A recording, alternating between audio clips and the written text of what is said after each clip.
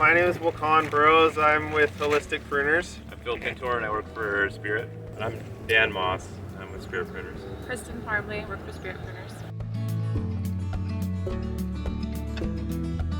So maybe we'll start with tools. Some tools that we like to use are hand saws. This one has pretty big teeth for bigger stuff. And another option is a smaller saw with very small teeth for smaller stuff that makes really clean cuts. Hand pruners, also very important. These are Felco, made in Europe somewhere I believe, and then there's also ARS and other pruners, obviously Fiskars, common stuff. But you get what you pay for, and I recommend paying more because it's going to be funner to prune. These ones have an advantage over some of them because you can replace this one little blade here. And so even though these might not be as durable as some, they're easy to replace. They can be sharpened too. Also, these extended pruners, these are just a godsend. I love these so much because you can really, be down here, I'm suddenly 11 feet up, Wow. This move here and that angle of the end there, that really helps get some nice cuts that you really want to get. It's very precise. Sterilizing your pruning tools is also very important, especially when moving from tree to tree, because you can infest a tree that might have something. You can infest your other trees with it.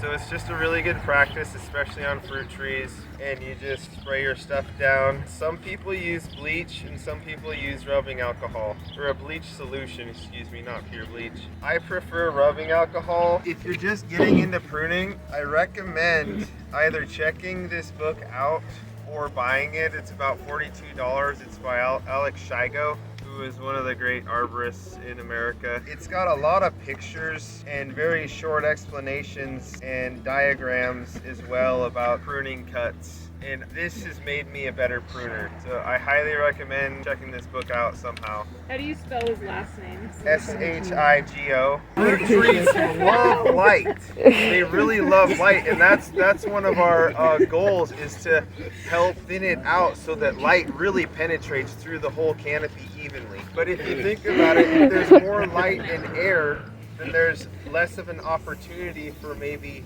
fungus or pests to hang out, because they don't like light and air. They like shade and moist. Why are we doing it now? Like this time? Excellent question. So the main reason being with pome fruits or apples, pears, during dormant season, it's less likely to be transmitting that fire blight. And then other diseases too. Stone fruits are also primarily good to be doing during dormant season. Right now is dormant season, leaves aren't on them. They're not actively producing the sugars through their branches. And then also the cold weather, less likely to be transmitting diseases. There's less pests to be introduced to them because they're not alive yet. Stone fruits are things with pits in them. So apricots, cherries, plums, all that sort of stuff.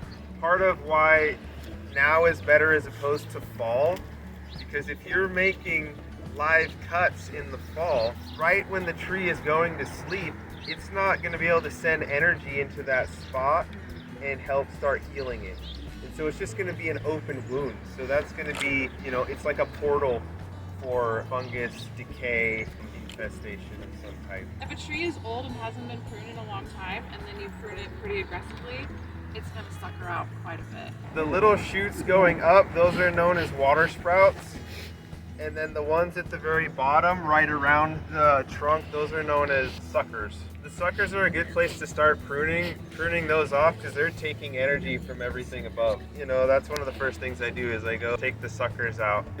And then I start looking at the spacing in the tree and picking out branches that are maybe crossing or crowding others, and I work on the bigger ones first and then move to smaller stuff. Yeah, that's what we've been taught by Kelly, the master. Okay, maybe we should move to a tree? Yeah. Okay.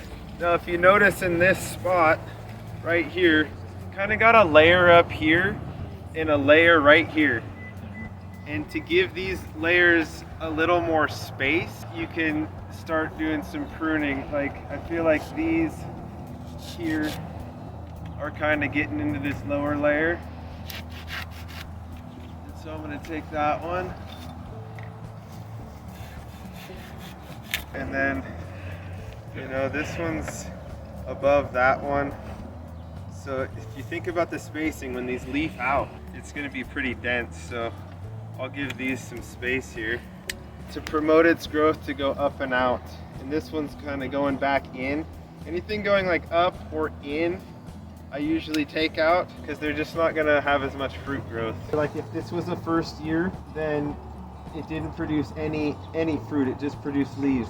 Then this year it'll produce maybe some fruit. This is what it looks like when it's gonna produce fruit. This doesn't really look like it's gonna produce fruit this year, but next year it probably would. And you don't wanna take all the growth from the interior necessarily, like clean it up, like all these little guys in here. Thinning some of them out is okay, but you know, they do help produce energy for the tree. Yeah, I would say this looks more like a spur. You know, it's kind of thick here and really thick out here. And there's one here. These are definitely going to produce fruit. Okay, I feel like we should break into some groups. And do some baby trees? And do some baby trees. Yeah. I'm just gonna take this off. Smaller branches, you don't have to, you know, lighten the load like that. You can just come straight at it. But again, keeping in mind that you're going for trying to find where the collar is on that branch and making a nice cut.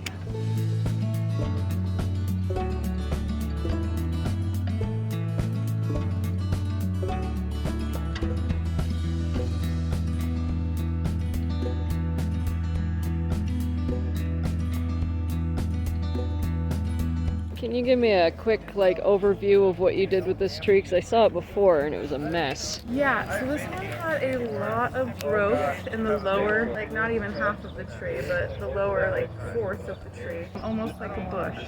And so we thinned out quite a bit, looking at spacing not just out here in space, but also the branch spacing along the trunk, and then created layers, reduced some of them, so bringing the tops back, taking off ones that are growing more towards the center.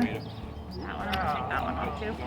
Okay. And then just taking off a little bit of dead. I wouldn't say to prune off all of the small growth every time because, like I said, they're still producing energy for the next tree. So what's your long-term goal with this one? Just because it's growing so weird. Yeah, so I mean, eventually you're gonna prune off this one. Yeah. This is what we would call a temporary branch. Yeah. This is obviously the central leader. It's been established. Not all trees have an open center. It's kind of however you want to train them.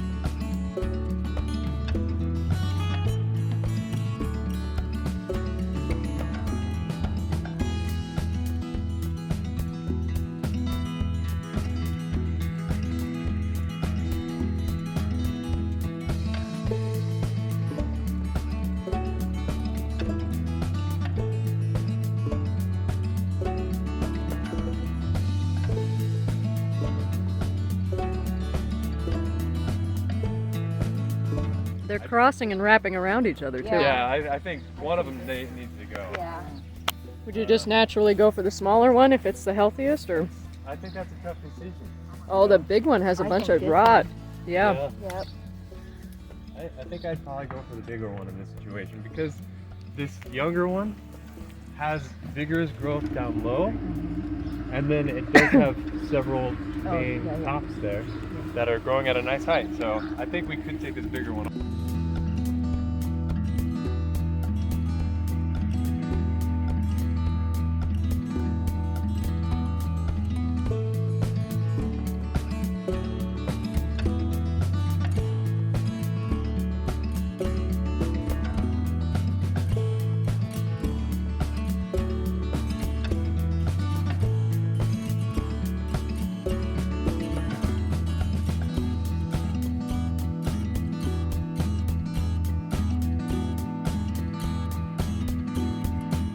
Annie, let me put you on the spot for a minute. Okay. Talk about Edible Tree Project. Okay. Edible Tree Project mobilizes volunteers and tree owners and farmers to harvest fruit that would otherwise go to waste, and then we donate that fruit to social service organizations in the greater Spokane area.